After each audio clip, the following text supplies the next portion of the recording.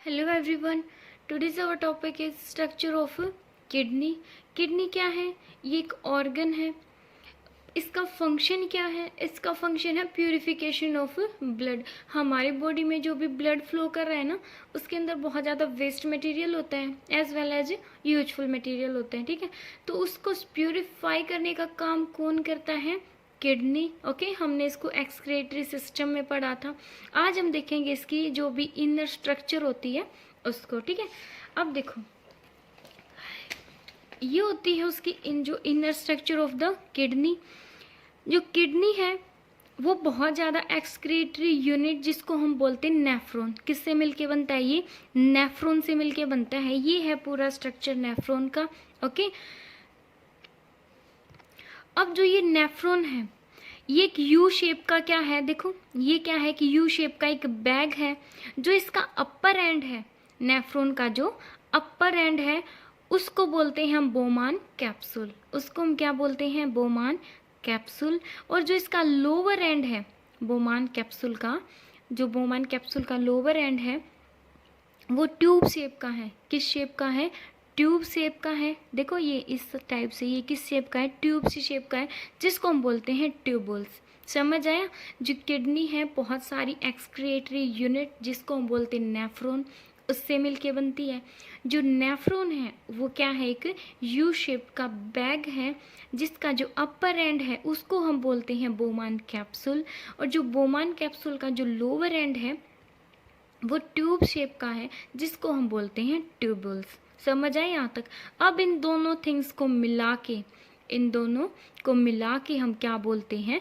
Nephron. ठीक है, दोनों चीज़ें मिलके क्या बनाती हैं? एक नेफ्रॉन बनाती हैं। और इस टाइप इन बहुत सारी नेफ्रॉन यूनिट से क्या बनती है? हमारी किडनी बनती है। ओके, अब जो ट्यूबुल्स है, ट्यूबुल्स का जो अपर एंड है, ट्यूबुल्स का एक एंड तो कनेक्ट होता है बोमान कैप्सूल से। ओके, और जो इसका अदर एंड है वो कनेक्ट होता है यूरिन कलेक्टिंग डक्ट से। ओके, जहाँ पे यूरिन कलेक्ट होता है ना, जो हमारा वेस्ट होता है ब्लड के अंदर, उसको हम क्या बोलते हैं? यूरिन बोलते हैं।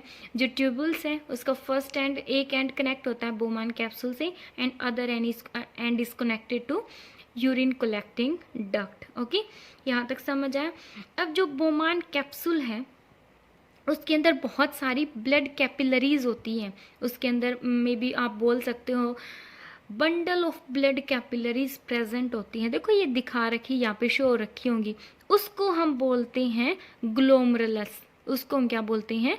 ग्लोमरुलस बोलते हैं। ठीक है, जो ग्लोमरुलस है उसका जो एक एंड है, देखो ये क्या है? ब्लड कैपिलरीज है, जिसको हम ग्लोमरुलस बोलते हैं। इसका जो एक एंड है वो कनेक्ट होता है रीनल आर्टरी से। ओके, जो रीनल आर्टरीज क्या करती हैं? आपको पता है आर्टरीज क्या करेंगी? जो भी डर्टी ब्लड है ये उसको कैरी करती हैं। ठीक है, जिसके अंदर डर्टी ब्लड, इट मीन जिसके अंदर यूरिया वेस्ट होता है। ओके, उसको कैरी करती हैं हमारी जो सेल से, और उसको कहाँ पे लेके जाती हैं? ग्लोमरुलस के अंदर लेके आती है। ठीक है, फिर जो ग्लोमरुलस है इसका फंक्शन क्या होता है? ठीक है, ये रीनल आर्टरी क्या करेंगी? जो ये ब्लड को, जो भी डर्टी ब्लड है जिसके अंदर यूरिया वेस्ट है, उसको कैरी करेंगी और यहाँ पर उसको सेंड कर देंगी। ठीक है, अब इसका एक एंड इससे कनेक्ट है, जो इसका दूसरा एंड है वो कनेक्ट होता है बोमान कैप्सूल से। ठीक है, अब देखो, रीनल आर्टरी ने क्या किया? डर्टी ब्लड को कलेक्ट करके ग्लोमरुलस के अंदर भेजा। ठीक है, इसने क्या किया? उस ब्लड को फिल्टर किया। ओके, इसने क्या किया? उस ब्लड को फिल्टर किया। अब ब्लड के अंदर स्मॉल मॉलिक्यूल्स भी होते हैं और लार्ज मॉलिक्यूल्स भी होते हैं। ठीक है, स्मॉल मॉलिक्यूल जैसे कि, अब मैं आपको राइट करके दिखा देती हूँ। अब क्या पढ़ रहे हैं हम? Function of glow. अब हम फंक्शन पढ़ रहे हैं, ये क्या करेगा? जो भी स्मॉल मॉलिक्यूल्स हैं, स्मॉल सब्सटेंस या मॉलिक्यूल, आप कुछ भी बोल सकते हो, जो भी स्मॉल मॉलिक्यूल या सब स्मॉल सब्सटेंस है, जैसे कि ग्लूकोज। ग्लूकोज क्या है? बहुत ज़्यादा कार्बोहाइड्रेट के अंदर ग्लूकोज होता है। ग्लूकोज क्या होती है? बहुत बिल्कुल स्मॉल यूनिट होती है। ग्लूकोज है, अमीनो एसिड, सॉल्ट, यूरिया, ठीक है, वाटर, क्या करेंगे? ये भी जो भी स्मॉल सब्सटेंस हैं ये पास हो जाएंगे किस में से? जो भी ग्लोमरुलस है उससे पास हो जाएंगे एंड ग्लोमरुलस क्या करेगा, उनको फिल्टर करेगा। क्या करेगा, उनको फिल्टर कर देगा, ठीक है। और ये फिर कलेक्ट हो जाएंगे कहाँ पे, ये किससे कनेक्ट होता है ग्लोमरुलस, ये कनेक्ट होता है बोमान कैप्सूल से, ठीक है। ये किस में कलेक्ट हो जाएंगे, बोमान कैप्सूल के अंदर, ओके।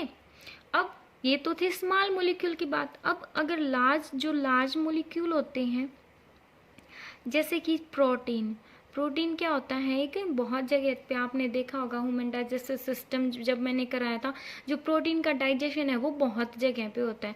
तो जो प्रोटीन क्या होता है, लार्ज यूनिट होती है, और जो ब्लड सेल्स हैं ये इसमें से पास नहीं होते, ग्लोमरुलस में से ये पास नहीं होते, ठीक है। इसकी वजह से जो ये ब्लड में ही रह जाते हैं, रिमेन इन द ब्लड। ये कहाँ रह जाएंगे, ये ब्लड के अंदर ही रह जाएंगे, ओके। अब है ट्यूबुल्स का फंक्शन। जो भी ट्यूबुल्स हैं, फंक्शन ऑफ ट्यूबुल्स, जो ट्यूबुल्स हैं नेफ्रॉन की, ठीक है, जो नेफ्रॉन की जो ट्यूबुल्स हैं उसका फंक्शन क्या है, ये क्या काम करती है, ये it allow the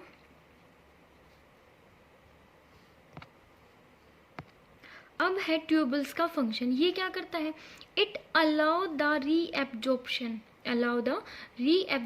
of some selective useful substance like glucose, amino acid, salt, water into blood capillaries. जो ब्लड कैपिलरीज ट्यूबुल्स को सराउंड कर रही है ना, ये ट्यूबुल्स क्या करेगा, उनको परमिशन देता है उसमें से जो रीएब्जॉर्प्शन, कुछ जो सिलेक्टिव मीन्स कुछ सिलेक्टिव चीज़ सब्सटेंस को ही उसमें एंटर करने की परमिशन देता है। जैसे कि ग्लूकोज है हमारे लिए इम्पोर्टेंट है, अमीनो एसिड, सॉल्ट, वाटर, ठीक है। तो यही चीज़ें हैं ब्लड कैपिलरीज के अंदर एंटर कर सकती हैं, ठीक है। ब्लड कैपिलरीज क्या करेंगी, उसको फिल्टर कर देंगी, ओके। लेकिन जो भी वेस्ट होता है ना, ठीक है, मीन्स ये क्या करता है, ये ओनली कुछ सिलेक्टेड चीज़ों को की ही रीअब्जॉर्प्शन की परमिशन देता है, ठीक है। ये क्या हो जाएंगे, यहाँ पे जो ग्लूकोज और अमीनो एसिड, वाटर, क्या हो जाएंगे, रीअब्जॉर्ब दोबारा से। एब्जॉर्प्शन तो हमारे ह्यूमन डाइजेस्टिव सिस्टम में आपने किया था, डाइजेशन के बाद एब्जॉर्प्शन होता है, लेकिन यहाँ पे भी ग्लूकोज, अमीनो एसिड या कोई जो भी यूजफुल सब्सटेंस है ना, यहाँ पे वो दोबारा एब्जॉर्ब होते हैं, ठीक है। यहाँ पे वो ब्लड कैपिलरीज के थ्रू दोबारा से इनका क्या होता है, रीएब्जॉर्प्शन होता है। और जो भी वेस्ट बच जाता है, जो भी वेस्ट है जिसको हम क्या बोलते हैं, यूरिया, ठीक है। जो भी वेस्ट बच जाता है वो ट्यूबुल्स के अंदर ही रह जाता है, ठीक है। यहाँ पे जो भी वेस्ट होगा वो इसमें ट्यूबुल्स में रीएब्जॉर्ब नहीं होगा, ठीक है। वो ब्लड कैपिलरीज के अंदर ही रह जाएगा, ठीक है। सॉरी, वो जो भी वेस्ट है वो ब्लड कैपिलरीज के द्वारा रीएब्जॉर्ब नहीं होगा और वो ट्यूबुल्स के अंदर ही रह जाएगा, ठीक है। अब जो वेस्ट है उसको हम क्या बोलते हैं, यूरिया। और जो यूरिया है, जो ट्यूबुल्स है, उसका जो एक सिरा है, एक एंड है, वो किससे कनेक्ट होता है, यूरिन कलेक्टिंग डक्ट से। अब जो भी वेस्ट है उसको हम क्या बोलते हैं, यूरिया। यूरिया है वो कहाँ पे कलेक्ट हो जाएगा, यूरिन कलेक्टिंग डक्ट में, और यहाँ से फिर वो यूरेटर में, यूरेटर से वो मीन्स वो यूरेथ्रा के थ्रू बाहर निकल जाता है, ठीक है। ये थी हमारी स्ट्रक्चर ऑफ द किडनी। अब है नेफ्रॉन, ठीक है। अब हम पढ़ेंगे नेफ्रॉन, जो भी मीन्स थोड़ा बहुत मैंने यहाँ पे आपको आइडिया दे दिया है, सेम यही बातें हमें यहाँ पे रिपीट करनी है। ये नेफ्रॉन को पूरा अच्छे से डिटेल में जो इसका डायग्राम है वो दिखा रखा है, ठीक है। ये था बिल्कुल इनर स्ट्रक्चर किडनी की। अब हम पढ़ेंगे नेफ्रॉन। अब देखो बच्चे, ये है नेफ्रॉन की पूरी स्ट्रक्चर, ओके। ये क्या है, डर्टी ब्लड कंटेनिंग वेस्ट, जिसके अंदर क्या है, यूरिया वेस्ट है, ठीक है। ये क्या है, ग्लोमरुलस है, ठीक है। और ये क्या हमारा बोमान कैप्सूल है। जो डर्टी ब्लड है उसमें क्या क्या, उसमें क्या है, यूरिया वेस्ट है। ये कहाँ से आया, ये आया रीनल आर्टरीज के थ्रू, ठीक है। और ये कहाँ पे चला गया, ग्लोमरुलस के अंदर चला गया। ये क्या करेगा, ये ब्लड को फिल्टर करेगा। ब्लड में जो भी यूजफुल सब्सटेंस है, ठीक है, जो भी जैसे glucose, amino acid, salt, water है, वो इसमें से पास हो जाएंगे। ये उनको फिल्टर करेगा। पास फिल्टर होने के बाद वो कहाँ पे आ जाएंगे, बोमान कैप्सूल के अंदर आ जाएंगे, ठीक है। और फिर वो देन किस में एंटर कर जाएंगे, ट्यूबुल्स, जो ट्यूबुल्स दिखा रखे हैं ना, फिर वो फिल्टर होने के बाद ट्यूबुल्स में एंटर कर जाएंगे। ओके, अब जो भी यूजफुल सब्सटेंस मैंने यहाँ पे बताया था उसमें से कुछ तो यूजफुल सब्सटेंस होते हैं, कुछ यूजफुल नहीं होते, लाइक जो वेस्ट होते हैं।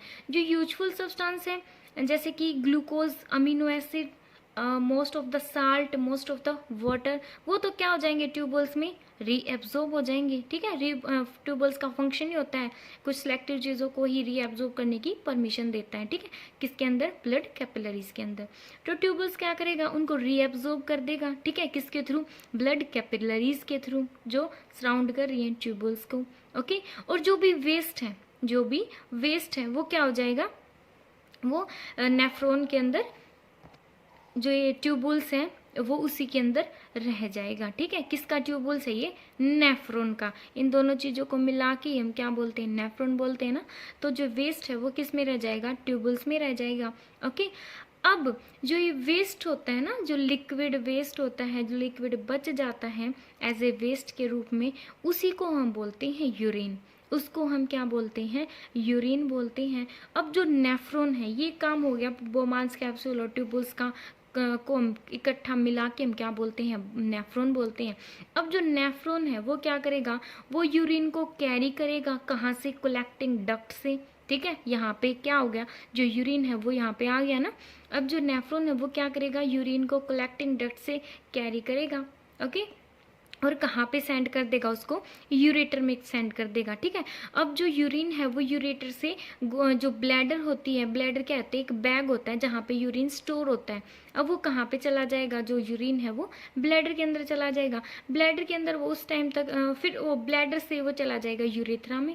ठीक है, ओके, ब्लैडर से हमने इसको पूरा डिटेल में पढ़ा था ह्यूमन एक्सक्रीटरी सिस्टम के अंदर। ठीक है, तो जो ब्लैडर से वो चला जाएगा यूरेथ्रा में, और ये कंप्लीट चैप्टर। ओके, यही था हमारा, हमने आज किया किडनी के स्ट्रक्चर को और ह्यूमन एक्सक्रीटरी सिस्टम में जो नेफ्रॉन है उसको। ओके।